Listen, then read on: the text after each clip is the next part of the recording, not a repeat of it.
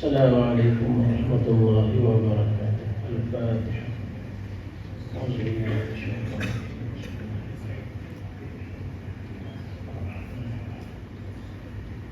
إياك نعبد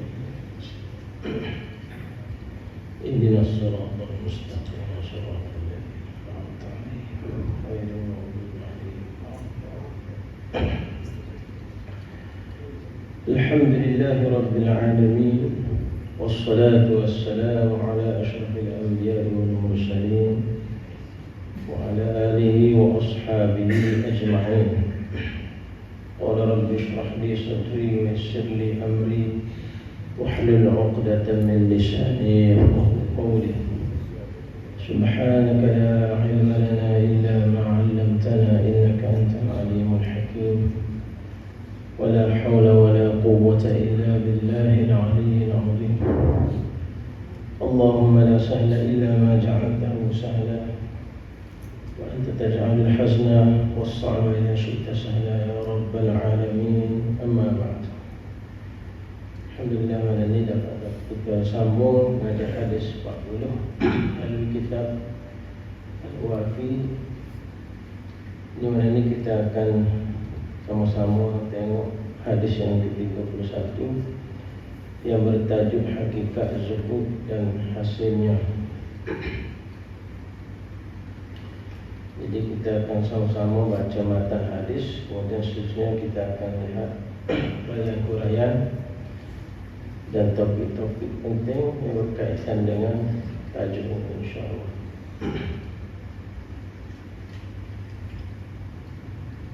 An Abil Abbas Sahl bin Sa'd as-Sa'idi radhiyallahu anhu qala jaa rajulun ila an-nabiy sallallahu alaihi wasallam faqala ya Rasulullah dullani ala amalin idza amiltuhu ahabbani Allah wa ahabbani an-nas faqala izhad fi ad-dunya izhad fi ad-dunya yuhibbaka Allah wazhad fi ma 'inda an-nas yuhibbaka an-nas. Rawahu Ibnu Majah wa ghairuhu. Maksudnya daripada Abul Abbas Sahl bin Sa'd As-Sa'idi radhiyallahu anhu, katanya seorang lelaki telah datang bertemu Rasulullah sallallahu alaihi wasallam dan berkata kepada baginda sallallahu alaihi wasallam, ya Rasulullah, tunjukkan padaku satu amalan, sekiranya aku melakukannya Allah akan mencintaiku, dan begitu juga manusia turut menyintaiku. Sabda baginda sallallahu alaihi wasallam, berzuhudlah dalam kehidupan dunia, Allah akan mencintaimu, dan berzuhudlah dari barang apa yang ada pada sisi manusia, manusia akan menyintaimu. Hadis hasan diriwayatkan oleh Ibnu Majah dan selainnya dengan sanad-sanad yang hasan. Hadis ini diriwayatkan oleh Ibnu Majah dalam kitab Az-Zuhud, Babuz Zuhud dalam kehidupan dunia. Itu boleh rujuklah dari kitab-kitab yang lebih besar. Hadis nombor 4102 dalam kitab Az-Zuhud. Dan ada pun yang diriwayatkan oleh selain Ibnu Majah, Ibnu Allan menyebutkannya bahawa dari kalangan mereka itu ialah At-Tabarani dalam Al-Mu'jam Al-Kabir, dan Ibnu Hibban dalam Rawdatul Uqala, Al-Hakim dan Ar-Raqa'i dalam Al-Mustadrak, dan Abu Nu'aim dalam Al-Hilyah, dan Al-Baihaqi dalam Syu'abul Iman. Maka hadis ini adalah hadis hasan dengan syahid-syahidnya. Kita belajar dah sebenarnya ini syahid-syahid itu maknanya satu hadis yang mari dalam matan yang berbeza tapi maknanya sama. Perawi-perawi dia itu nama Maknanya hadis ni banyak lah, banyak rawi dia. Kepentingan hadis. Hadis merangkumi dua buah wasiat yang besar dari jumlah wasiat Rasulullah sallallahu alaihi wasallam. Wasiatnya pesan, peringatan, nasihat. Yang pertamanya zuhud di dalam kehidupan dunia, dan ianya adalah sebab untuk memperoleh cinta Allah kepada hamba-Nya. Nanti pagi kita tengok apa definisi zuhud, gapo maksud zuhud. Kerana di sini dia sebut zuhud ni adalah di antara sebab untuk kita dapat cinta Allah. Zuhud mana salah satu daripada akhlak yang terpuji, akhlak yang mulia, dan merupakan istilah dalam agama kita. Setelah datangnya Islam, maka banyak istilah-istilah agama, istilah-istilah syarak yang bagi kemudian kita kena faham mengikut apa yang diterangkan oleh ahli ulama ataupun diterangkan melalui hadis-hadis Nabi, para sahabat radhiyallahu anhum. Kerana perkataan itu kita boleh lihat daripada segi sama ada makna lughawi, bahasa, ataupun disebut juga dengan makna istilahi. Dan dalam kehidupan kita hari ini, dia ada qamus, dipanggil al-qamus al-fiqhi, macam-macam qamus yang berkaitan khusus dengan istilah-istilah fiqh. Jadi semua ni kita tidak boleh terjemah ataupun kita tidak boleh bagi definisi mengikut kita sendirilah. Kita nakal daripada kalam-kalam para alim ulama dahulu. Jadi yang keduanya zuhud pada apa yang dimiliki oleh manusia. Ianya adalah sebab terhasilnya ketentuan dan kecintaan manusia dan penghormatan mereka. Itu yang kedua. Ini dua benda penting. Jadi kalau kita tidak boleh ambil faham dengan betul, maka akan berlaku salah faham daripada segi makna zuhud itu sendiri. Jadi perbincangan kita untuk topik 31 ni dia banyak tajuk-tajuk kecil, topik-topik kecil. Jadi untuk satu malam ni kita akan baca sikit lah. Maka kita sebaiknya kalau boleh kita ikut siapa habis ni, kita boleh faham apa itu konsep zuhud dalam Islam. Dia mempunyai makna yang banyak, yang luas, dan pandangan-pandangan alim ulama pun banyak. Bagaimana zuhud Nabi kita, bagaimana zuhud para sahabat radhiyallahu anhum, bagaimana zuhud para salafus salih, ada berlaku dengan ini.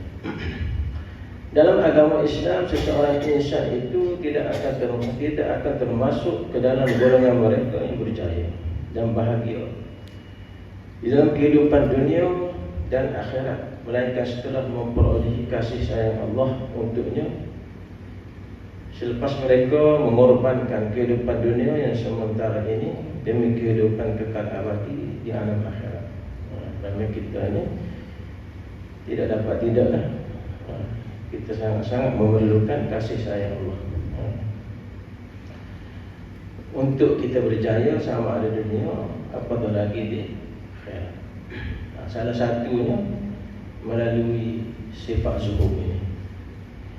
Begitu juga setelah memperolehi kasih sayang manusia untuk dirinya, selepas membebaskan nafsunya dari kongkongan godaan harta duniawi yang ada pada tangan manusia lain, demi menghasilkan amalan-amalan saleh yang berkekalan pahala dan ganjarannya di alam akhirat.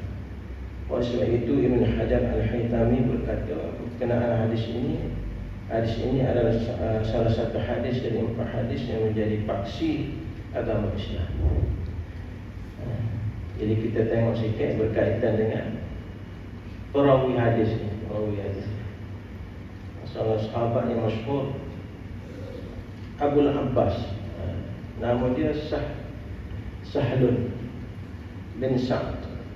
Sahlun bin Sa'd As-Sa'idi Al-Ansari Al-Khazraji. Dia ni lahir di Madinah radhiyallahu anhu.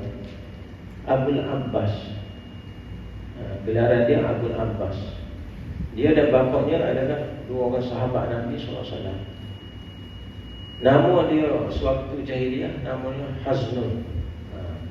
Diriwayatkan masa dia jahiliah tu nama dia Haznun. Haznun ni maknanya sukar, susah, payah lah. Haznun. Wasammahu Nabi Sahlan. Lalu Nabi tukar nama dia jadi Sahlan. Sahlan maknanya mudah. Orang kita ada nama Sahlan kan? Haznun ni sukar, payah. Nabi tukar jadi Sahlan. Jadi umur sewaktu Nabi meninggal, umur dia 15 tahun. Baru sampai umur, bawa ke balik. Dia masih remaja. Dia umur 15 tahun, Nabi kita meninggal. Tapi dia dan dengan Nabi. Walaupun dia dan waktu dia remaja, muda, dia tetap dikira sahabat Nabi SAW.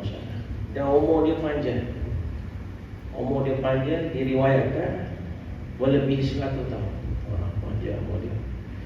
Dia boleh hidup sampai zaman Al-Hajjaj bin Yusuf As-Saqafi. Hajjaj bin Yusuf As-Saqafi ini salah seorang daripada gubernur zaman Amawi, Khilafah Amawiyah. Dan dia terkenal dengan kekerasan, pemerintah yang keras, ucapan-ucapan dia yang keras.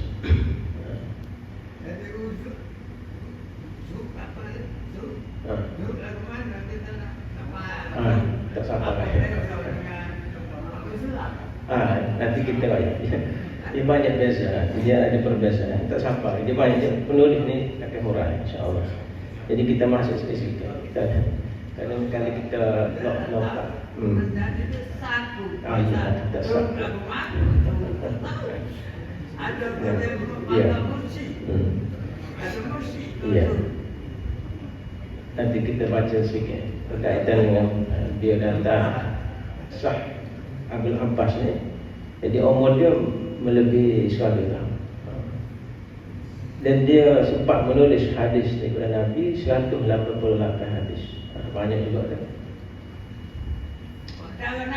Ada sahabat Nabi yang syukur. Jadi dia meninggal di Madinah dan dikatakan Allah sahabat yang paling akhir, sahabat Nabi yang paling akhir meninggal di Madinah tahun 91 Hijrah. Jadi dia sempat zaman Al-Hajjaj bin Yusuf As-Saqafi.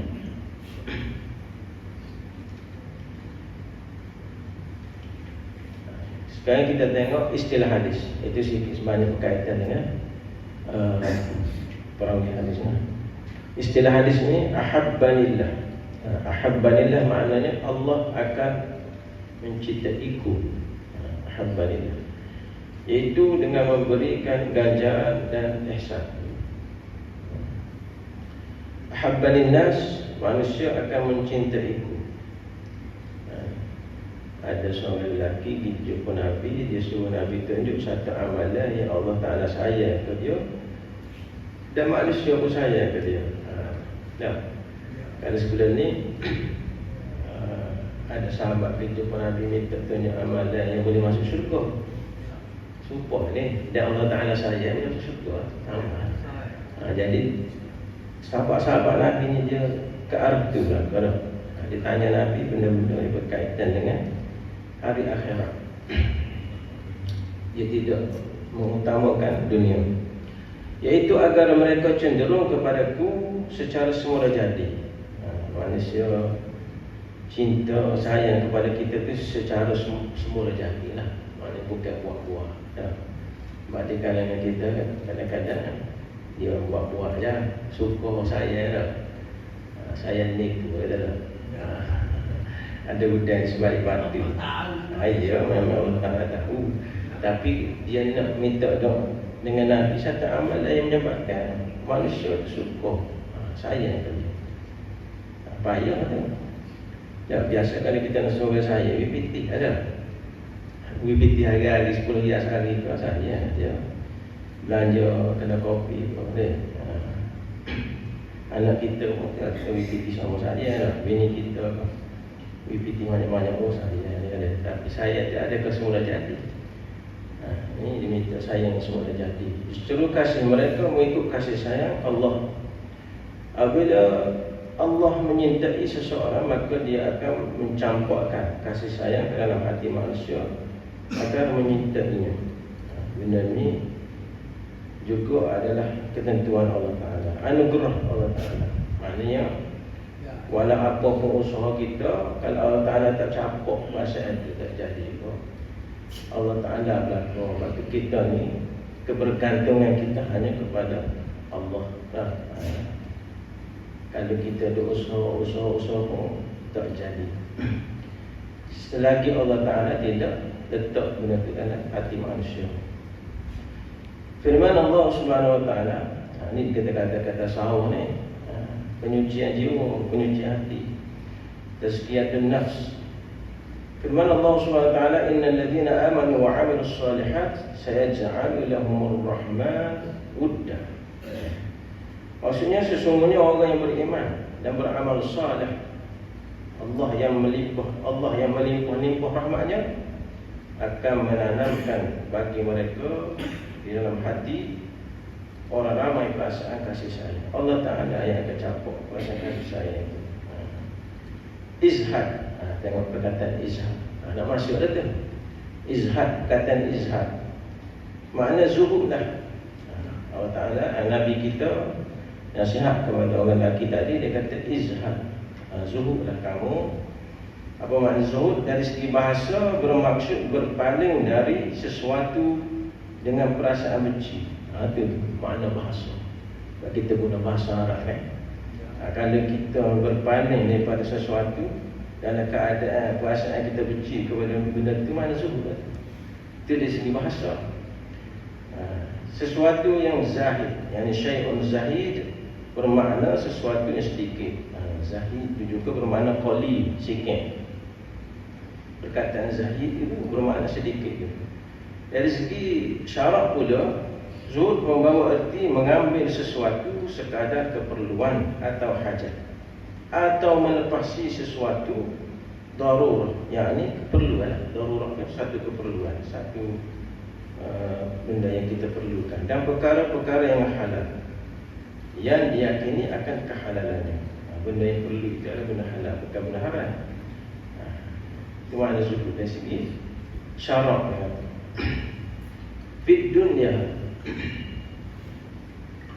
fid dunya ni di dunia, bermaksud memperkecil-kecilkan kehidupan dunia ini dan apa sahaja yang ada dalamnya dengan perasaan benci atau memandang rendah dan hina terhadapnya.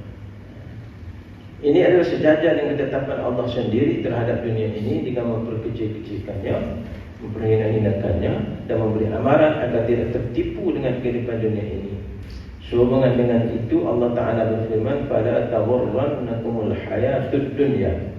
Maksudnya, maka janganlah kamu tertipu oleh kehidupan dunia. Surah Luqman ayat 33. Banyak ayat Quran yang Allah Ta'ala cerita kehidupan dunia ini, dan dia kait dengan perkataan tertipu. Sebut dunia, ramai orang tertipu. Sebut dunia, ramai orang tertipu lah. Jadi apa nama ni, ada orang bawa satu cerita bagaimana orang-orang sebelah apa ni Afrika ada rigak kera kan. Rigak kera dia bubuk kacang dalam kan. Aja dengar cerita orang sebelah Afrika rigak kera kan. Dia bubuk kacang dalam kan. Jadi dia seluruh tangan tu lah, dia ambil kacang, dia ambil semua kacang tangan dia. Lepas tu dia tarik satu tangan dia melukkan speed muat. Sebelum dia ambil kacang tu muat lah, tangan dia masuk seluruh kan. Oleh kacang dia bukan habis ya. Jadi berkali bangga sifat kera ni, dia tomok. Dia nak ambil semua kacang. Pada kali dia ambil sikit-sikit, dia macam lah. Dia lekak, semua lekak. Lekak tu dia mari kat Pegang giga kira tu. Dah. Mana kira tu kena tipu betul tak? Jadi kita dengan dunia orang betul. Seorang alim tu sebut dia kata kita dengan dunia tu tak betul lah. Supaya kita dengan kaca, apa kira dengan kaca ni.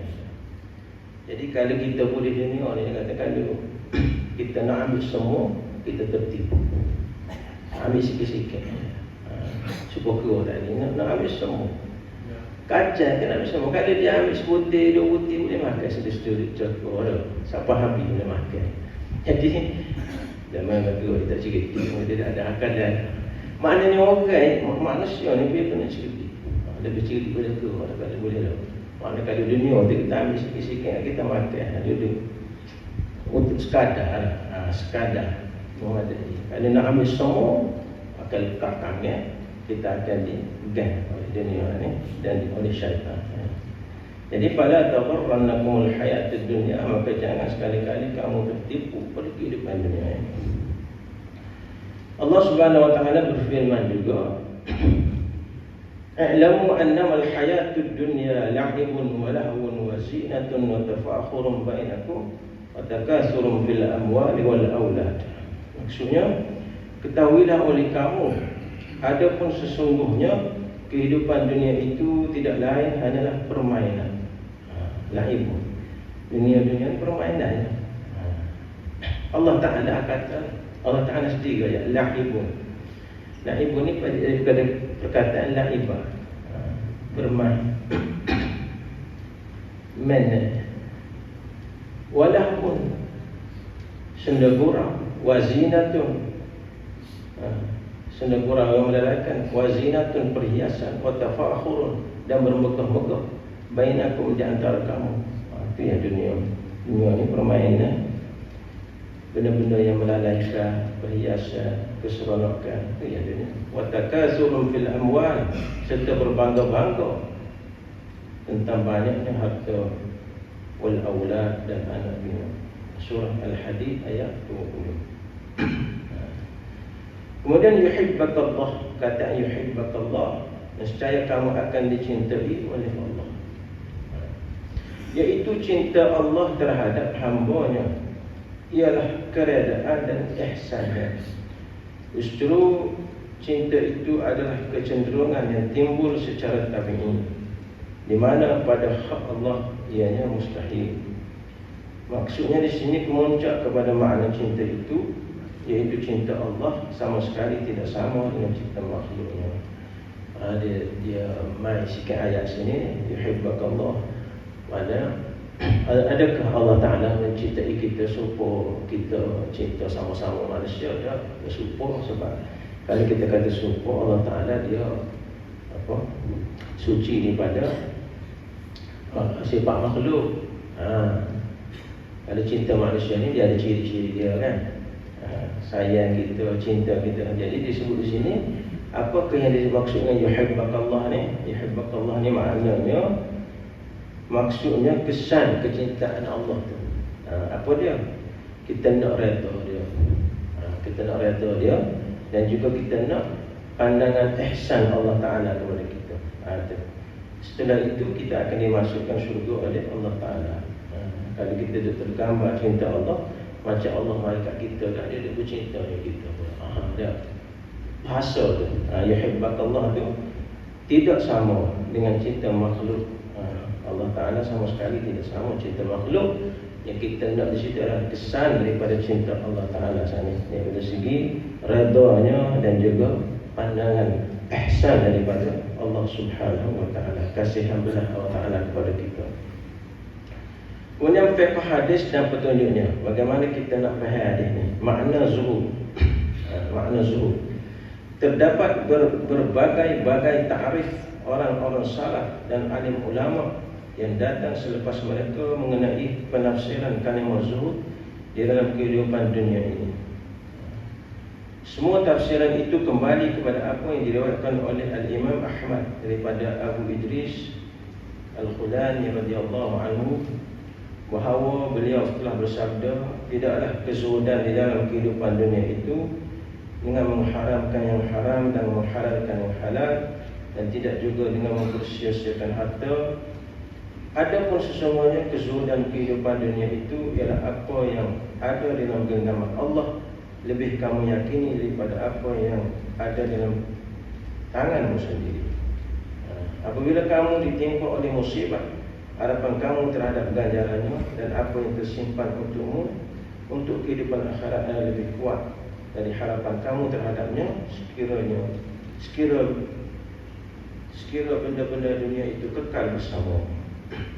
Jadi situ maknanya kita mengutamakan akhirat lah, tidak dunia. Berlaku apa-apa pun, ibarat kita kata orang yang zuhud ni dia relax lah, relax sebab dia tak apa, dia nak balasan akhirat.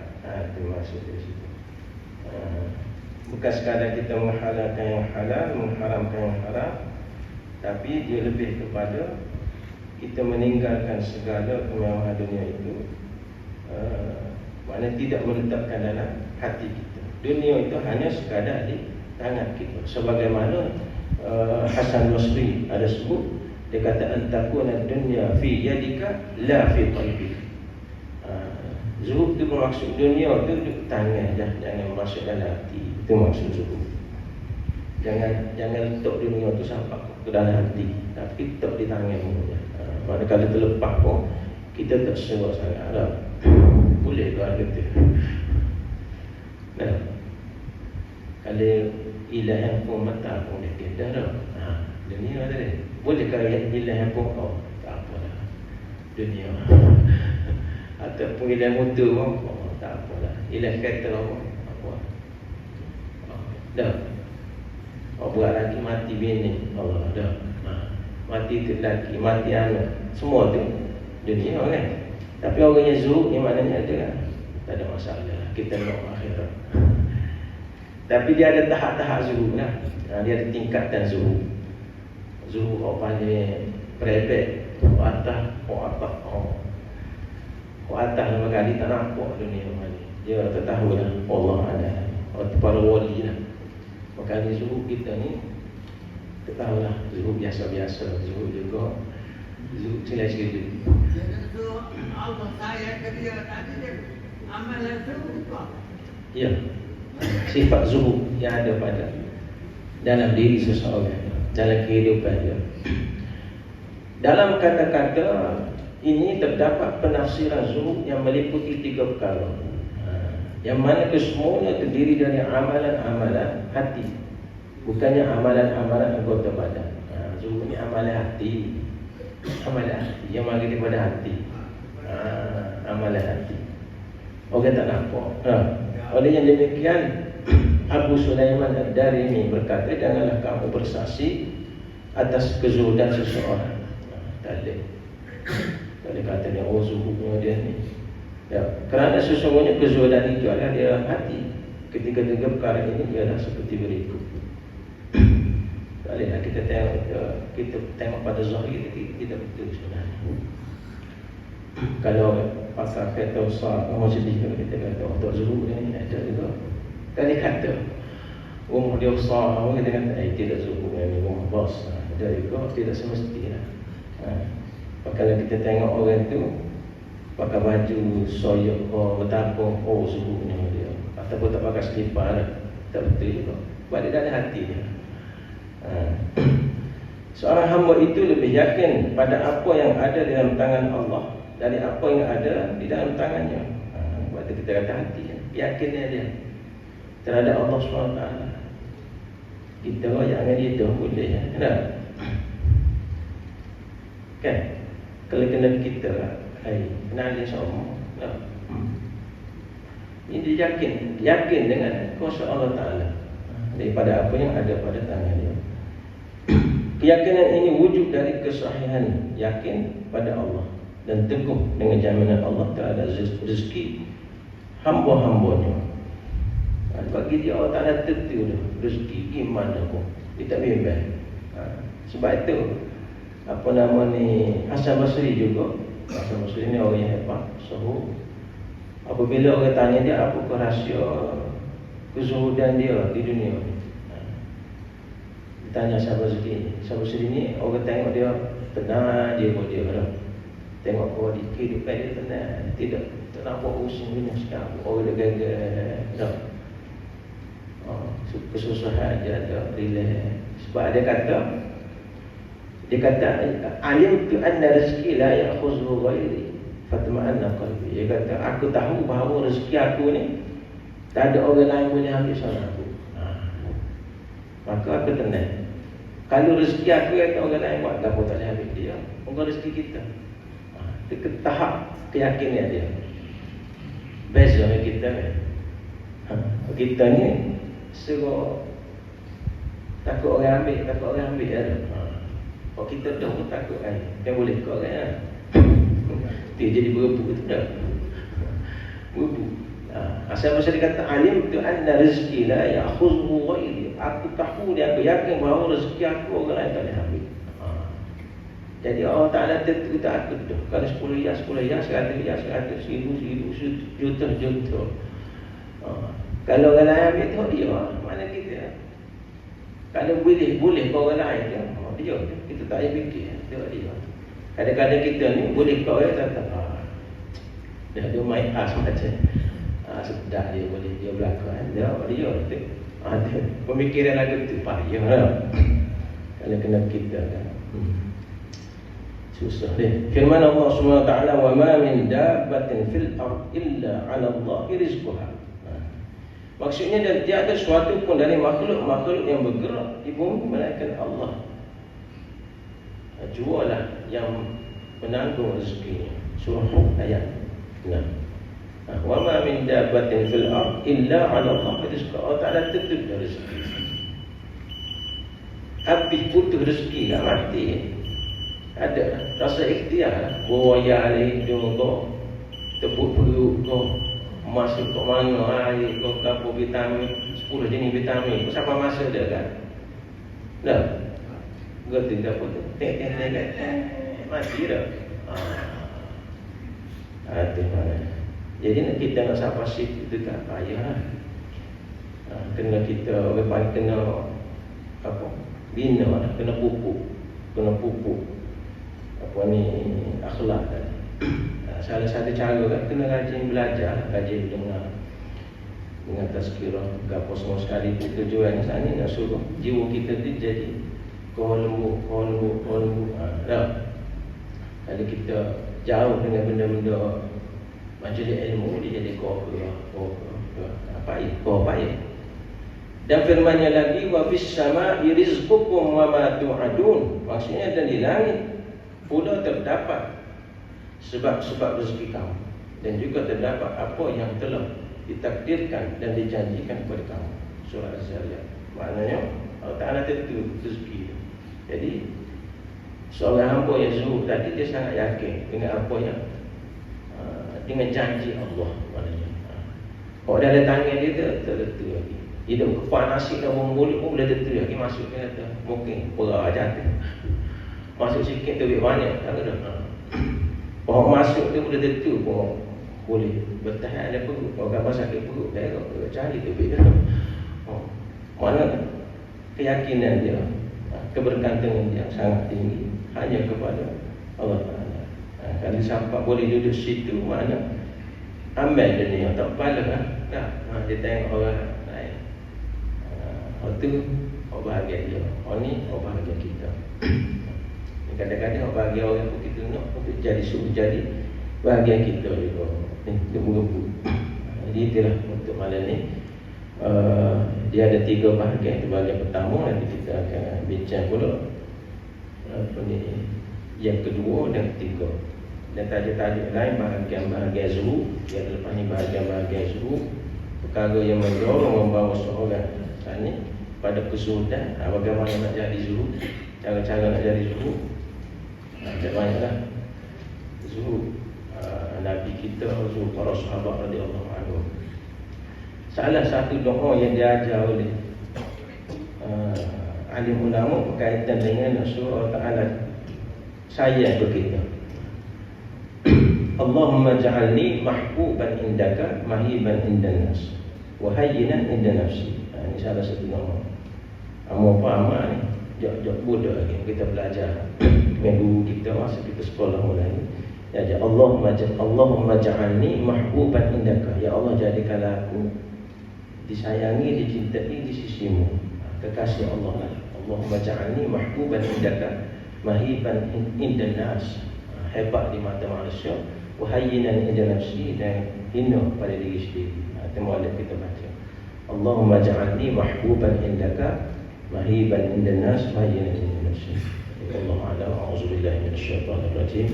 Bismillahirrahmanirrahim. Alhamdulillahirabbil alamin. Wassalatu wassalamu ala asyrafil anbiya'i wal mursalin wa ala alihi wa ashabihi ajma'in. Allahumma ja'al jam'ana hadha jam'an marhuma wa tafarraqana min ba'dihi tafarruqan ma'suma wa la taj'al Allahumma fina wa la ma'ana wa la man yatba'una shaqiyyan wa la madrudan wa la mahruma ya rabbal alamin. Allahumma zidna ilma warzuqna fahma. Wa sallallahu ala sayyidina Muhammadin wa ala alihi wa sahbihi wasallam. Alhamdulillahi rabbil alamin. Qabbalallahu